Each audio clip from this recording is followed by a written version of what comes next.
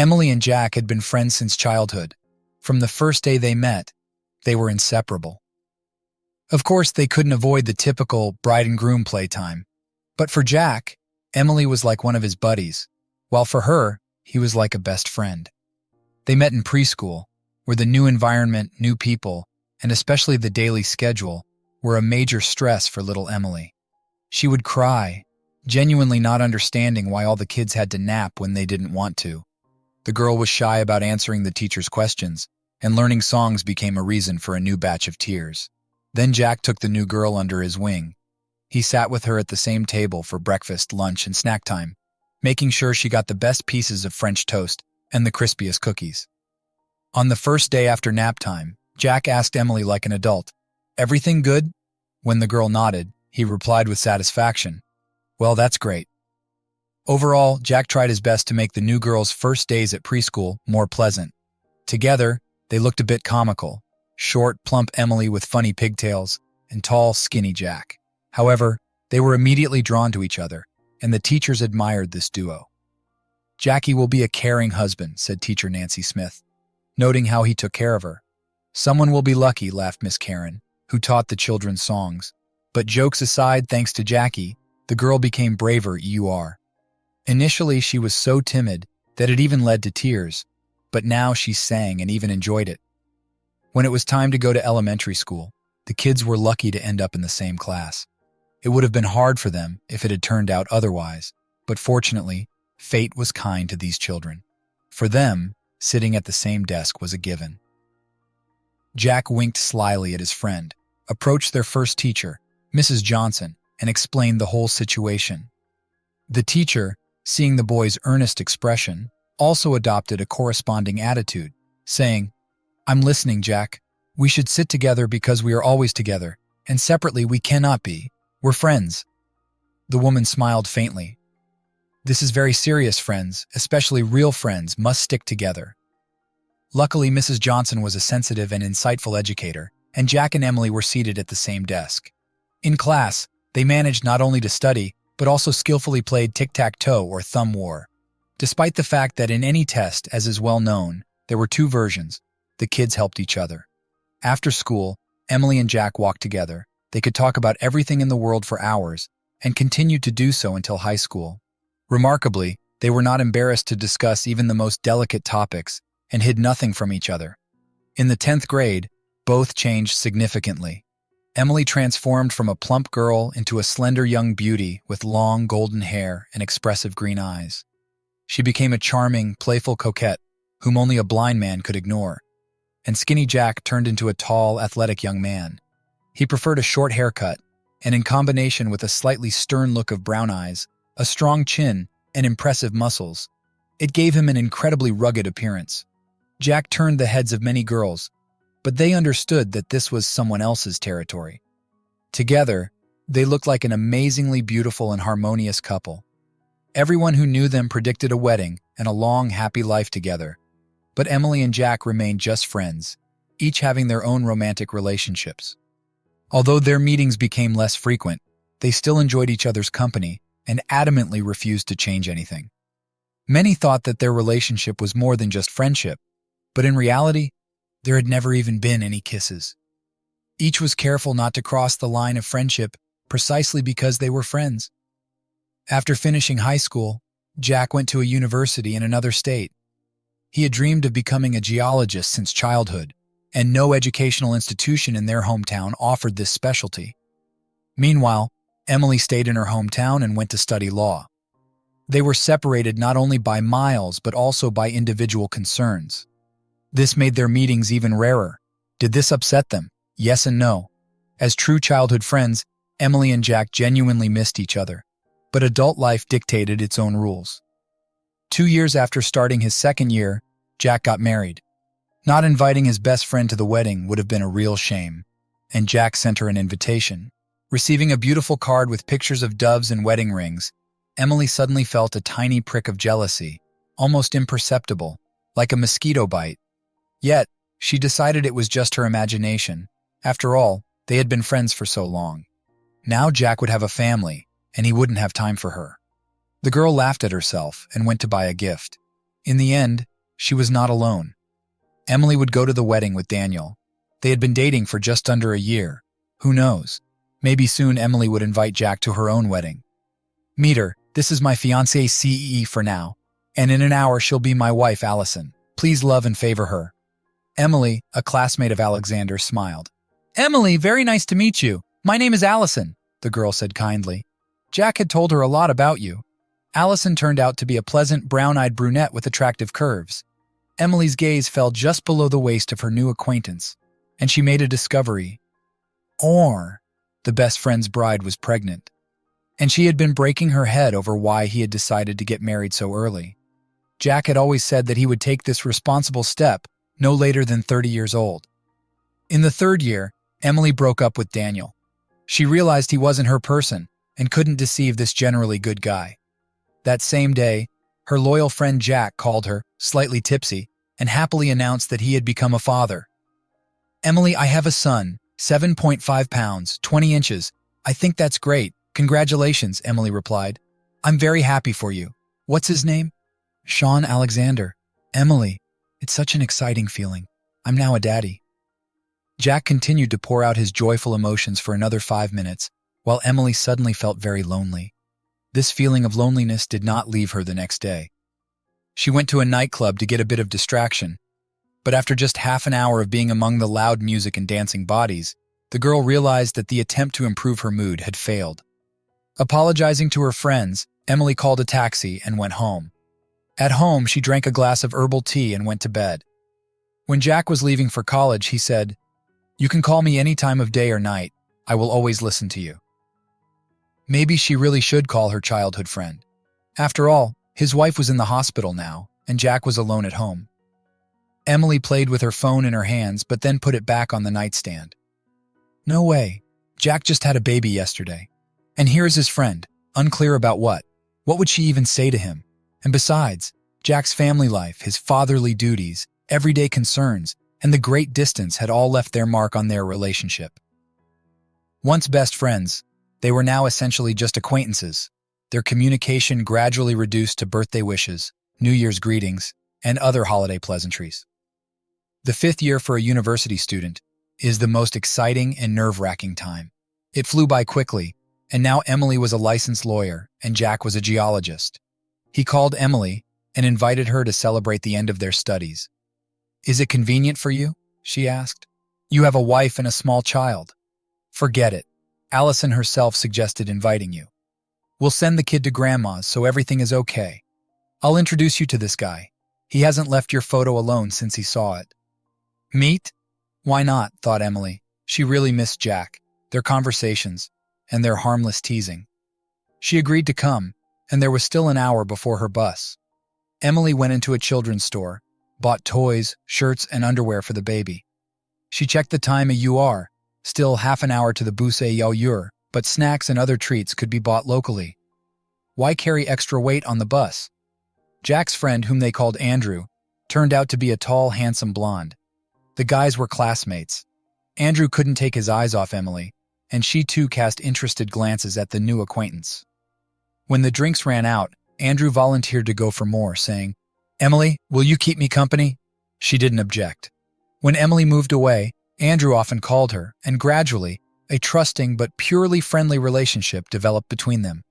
Andrew made no hints that it would be nice to get closer, and Emily was lost in guesses about how he felt about her. Andrew and Emily could chat on the phone as friends, tease each other, and sometimes gave advice in difficult situations.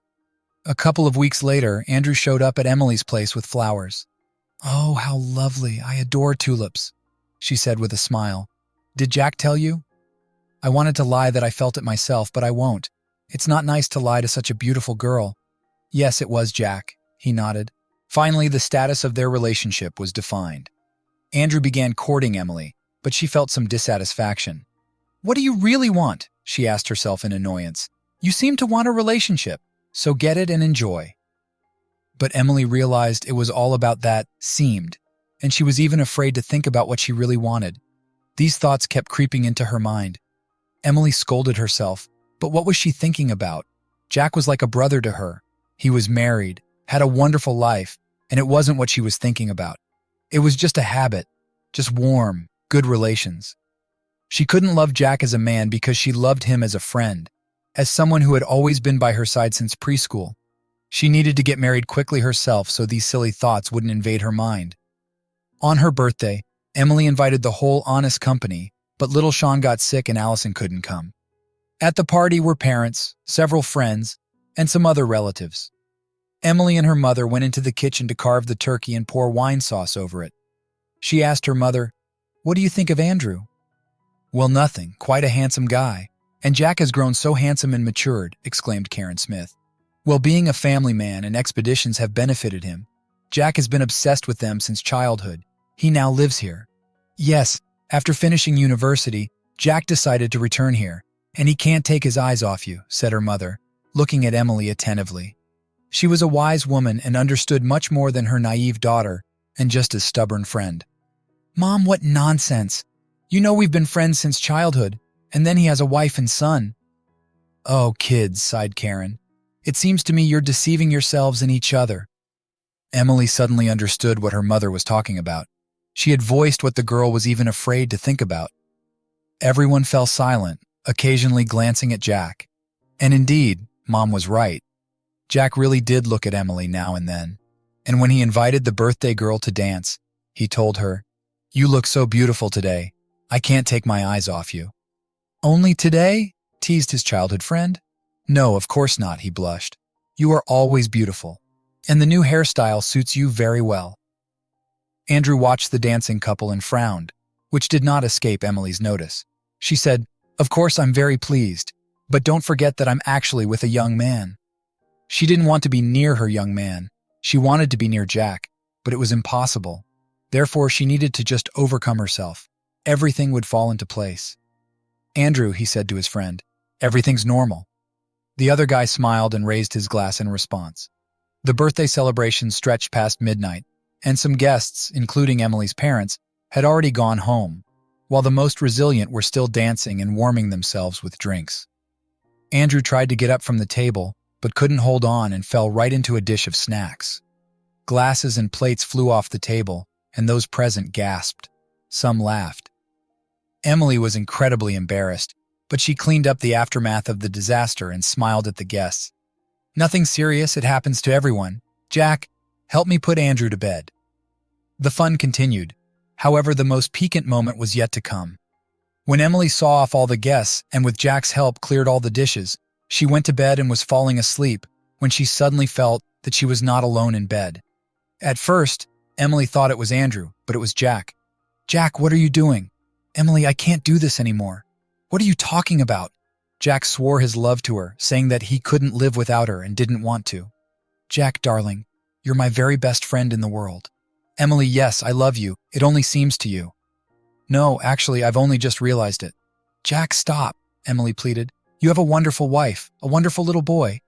"Yes," he nodded. "Sorry." And he went to sleep. The next day when Jack sobered up, he said, "Damn, I don't remember anything.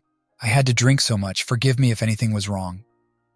Emily nodded and replied with a smile, "There's nothing for you to apologize for. Everything was within the bounds of decency." Exactly. So it turned out Jack didn't remember what he had told her, or maybe he just pretended he didn't remember. After that birthday incident, Jack and Emily called each other less often.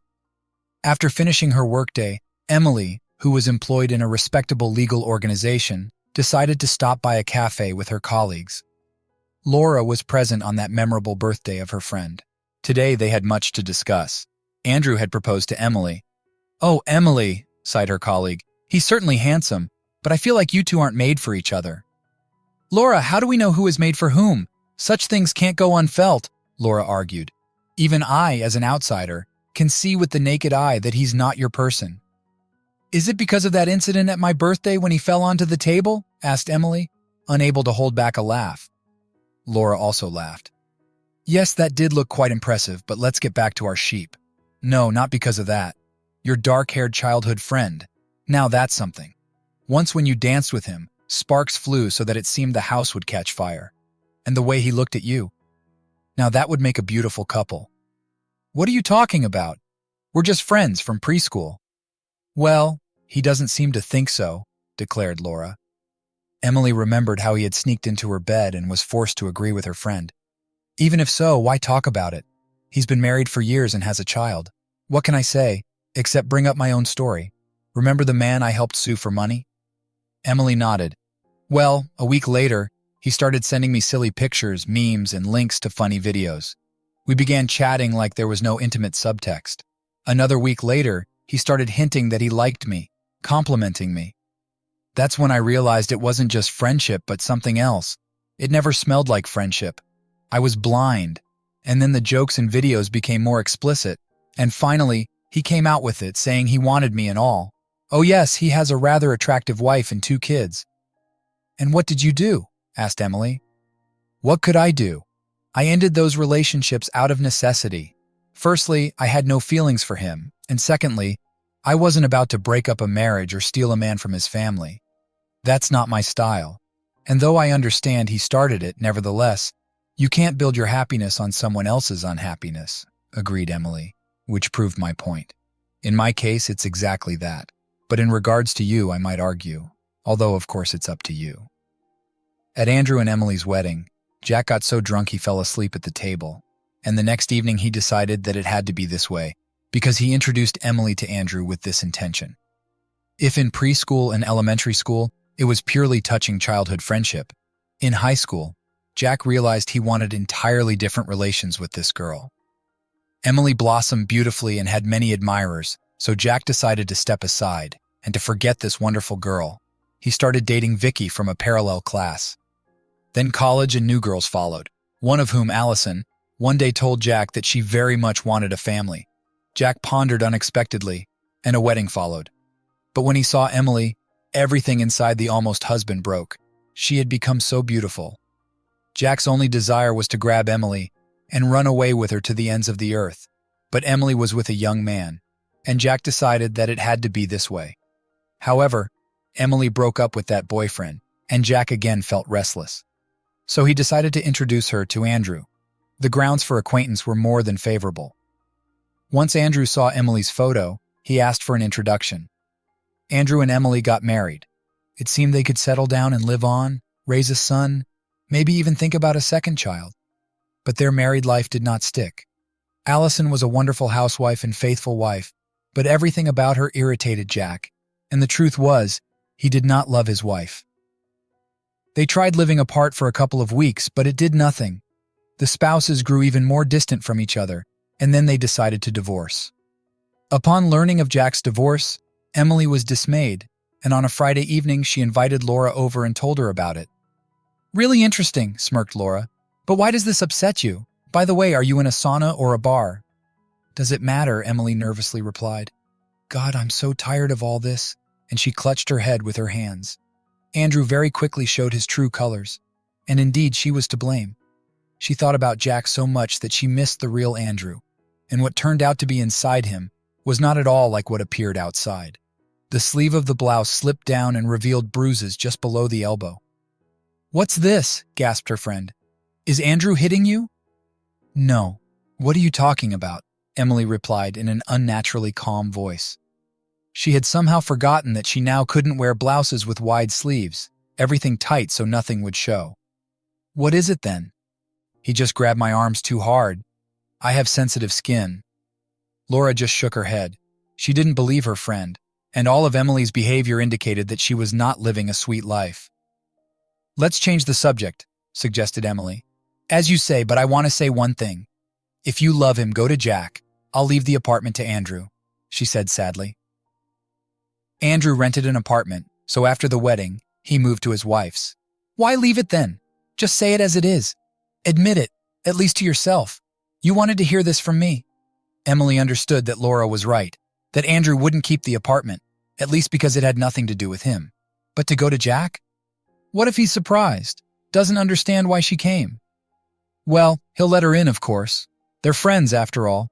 Maybe everyone is mistaken, and Jack feels nothing for her but friendship. In the evening, Andrew came home quite cheerful and, besides smelling of alcohol from being fired from his job, decided maybe his wife should earn. Hello, dear. He joyfully kissed Emily on the cheek and asked, What about dinner, soup and potatoes in the fridge? "I'm tired," she said, and he didn't like it when Emily began to contradict him in anything. He himself didn't know why, but she had to obey him like a puppet. If she didn't understand, then he would explain again and again until she did. He was the husband. That means only he had a voice. "Take it and reheat it. You know how to use the microwave. What's the problem? I work, you have fun. Can't you do something yourself?" No matter how hard Emily tried to stay calm, she eventually burst out yelling, "Then why do you need a wife?" Andrew spoke persuasively. He needed a reason, something that would untie his hands. A counter question. "Then why do you need a husband?" "I need a husband, not a freeloader." "What did you say?" Andrew threatened as he walked past. "What did you hear?" Andrew struck his wife across the face, and Emily tried to dodge, but he grabbed her by the hair and dragged her. Emily managed to break free. She grabbed her coat, purse, and boots and ran out of the apartment. Emily rang the doorbell of her neighbor, Aunt Kathy, an elderly woman who gasped upon seeing her face. They treated the wounds with peroxide, and the kind neighbor offered, "Maybe you could stay with me tonight?" "Emily, where will you go at night?" "It's okay, Aunt Kathy. I'll call a taxi now." Jack sat in the kitchen. He thought the only meaning of his life now was his son, Sean. The young father loved his son more than anything, but Jack wanted from life not only this, he wanted to be loved. Someone rang the doorbell. Who could it be at this hour, he thought grumpily. He looked through the peephole. The young man was stunned. At the door stood Emily. When she removed her scarf, Jack could not contain his indignation. Emily's lovely face was all bruised. "Did Andrew do this?" he asked angrily. Emily nodded. She decided she would no longer cover for him, especially since no one believed her tales of falling or accidental bumps. Jack clenched his teeth, wishing he could go and smash Andrew's face, but he knew Emily wouldn't let him. "All right," he thought. "I'll wait a day or two, but I will deal with that scumbag." They went into the kitchen, and over tea with honey, Emily told her childhood friend about her family life. Jack was shocked, and also felt guilty since he had introduced them, thinking it was for the best, but it turned out just the opposite. "I made up the bed for you in the bedroom, and I'll sleep on the couch," he said. "You can take a bath if you'd like, something to relax," she sighed. "I'm just so tired." "Well, morning is wiser than evening," he replied. In the morning, while Andrew, barely able to open his eyes, ran out for more alcohol, and after he drank, he craved the company of his drinking buddies, who were still asleep, so he decided to visit his friend Jack, not even remembering his wife. Jack went to the store for groceries, and Emily decided to take a bath, wrapping herself in a big fluffy towel afterward. When Emily stepped out of the bath, the doorbell rang. Without thinking that it could be anyone else since she had the apartment keys, the young woman opened the door, confident it would be Jack. Instead, Andrew stood there, whiskey bottle in hand. "Dear, you still haven't learned to look through the peephole," he chided. "It's a habit that could save you from many unpleasant surprises. For example, you would have known it was me coming, and if you had, you wouldn't be receiving what you're about to get now." "We were never lovers," Emily retorted with indignation, "and I ran, as you put it, not to him but from you. How much more of your drinking and partying can I endure, not to mention everything else, and be thankful I didn't report it, although maybe I should have." Andrew looked at her with drunken eyes, rage rising within him. He wanted nothing more than to throw her to the floor and trample her. "You didn't report it because you're just as guilty, running to your Jack the moment you heard he was free." Andrew took a step forward, his smile terrifying Emily. "What nonsense are you spouting?" came Jack's voice. The spouses turned synchronously to see him at the door. "Here comes Jack. Care for a drink of whiskey?" he cheerfully said. "What? We're friends, and now it turns out we have one woman between us? Definitely calls for a drink." "Get out of my house." Jack clenched his fists. He was standing between Emily and Andrew, wanting so badly to punch him, but he couldn't frighten Emily with violence. "Why so rough? We're not strangers. How's my wife doing? Trying to act like a proper lady. Sit down. Emily will make us a snack. Well, eat, drink, and then what does it matter if it's one by one or not? You sleep with both anyway." Jack flinched, but Emily grabbed his hand. He was being deliberately provoked. Jack went to the kitchen and set down the groceries. Andrew followed, mocking, "Oh, I see you've stocked up for a romantic dinner. And what about me?" "I'm leaving you," declared Emily, now dressed in a shirt and trousers, feeling much more confident. I'll come by tomorrow morning to get my things, and I don't want to find you here." Andrew grabbed something sharp and lunged at his wife. Emily screamed, but Jack shielded her with his body. Jack fell instantly. "Jack, buddy," Andrew pleaded. "Sorry, I didn't mean it." And he backed toward the door. Emily grabbed the phone. The ambulance arrived within 10 minutes, but the police, called by the neighbors hearing the screams, arrived first. Emily knelt by Jack, pressing a towel against the wound, crying, "Don't die, I love you." Jack squeezed her hand, lost consciousness, and was speechless. The police said she should come to the station, but seeing her state, allowed, "All right, go ahead. I'll come there in a couple of hours." She sat in the hospital corridor, wishing she could be beside him, feeling he'd get better faster. About an hour later, her mother called, sensing something was wrong. "Mama, I'm at the hospital. So much has happened." Relieved her mother knew, Emily felt not so alone. "Where are you? I'm coming now." It wasn't 20 minutes before her mother appeared at the end of the corridor. "So he really beats you," she observed. "Mama, that's not important right now. Jack is very ill." "You don't know what I felt at that moment. It's so serious. The surgery's been going for 2 hours. The doctors won't say anything. I'm scared." Emily's mother hugged her daughter. "You two are such fools. It was always clear you should be with no one but each other. Everyone saw it but you, proving something to who knows who. How many years wasted?" Emily, despite persuasion, didn't move from the spot. When the police arrived, she answered all their questions honestly. "Were you really not in a close relationship with the victim? Does it matter?" "Well, you know, temporary insanity hasn't been repealed. Although no, there was nothing between us. We've just been friends since preschool. Jack was everything to me you are. A friend, a confidant, a defender. Honestly, I don't understand why I ever got married at all." The officer recorded everything, understanding she was distraught. That night, a nurse approached Emily, her mother having been sent home, and thus she sat alone. "Sorry, come with me to my post. I have some good coffee. I think you could use it now." Emily really wanted the coffee, needing it to keep from collapsing right there. How could she step away from the ICU door? What if something happened? The sister, as if reading her thoughts, reassured. "There's always an ICU nurse monitoring the vital signs. If anything happens, the signal will come to me at the post. Don't worry." With relief, Emily drank the strong black coffee, and then the nurse handed her a mirror and foundation. "You need to cover up a bit, or you'll scare all the patients. It's almost morning." She was almost dozing off when a doctor touched her shoulder, causing her to cry out. "Your Jack is okay, as much as can be expected in his condition." When Emily heard everything was all right, she couldn't believe her ears. She entered the room. Jack was so pale, his face almost indistinguishable from the white pillowcase. His eyes were closed, and she quietly sat beside him. "Everything is going to be okay," she whispered. He smiled faintly. "I didn't even get to say I love you." "But I did," she smiled through tears. "I heard," he whispered. 3 months after Jack's recovery, they quietly got married. Neither Jack nor Emily needed any grand celebration. They had a love that had endured many years. Exactly a year later, Emily gave birth to a girl who looked very much like her, but when serious, she was just like her dad. Allison got married for real love, allowing Sean to spend more time with his father. Sean never left his little sister's side. "You grow up and I'll protect you," he declared. Emily watched the scene sadly. Jack asked, "What's wrong? Don't you like what Sean is saying?" "No, it's great. It's just sad our Polly won't have a friend like I had." "It looks like she already has a protector, the best one," Jack hugged his wife.